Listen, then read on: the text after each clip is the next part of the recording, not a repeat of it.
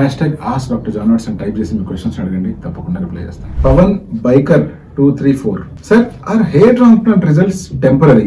No, hair transplant results temporary కానే కాదు. ఎందుకంటే మనం స్కాల్ప్ వెనకాల భాగంలోంచి పర్మనెంట్ హెయిర్ని తీస్తాము.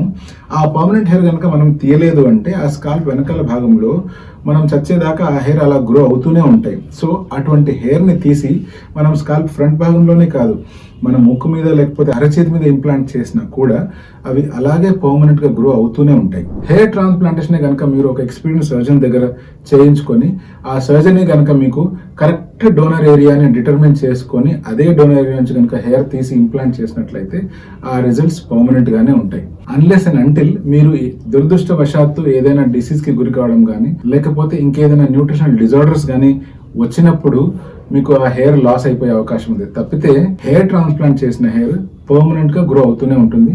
మీరు కట్ చేసినా గ్రో అవుతుంది, మీరు స్టైల్ కూడా చేసుకోవచ్చు, మీరు గుండు చేసినా కూడా ఆ హెయిర్ మళ్ళీ గ్రో అవుతూనే ఉంటుంది.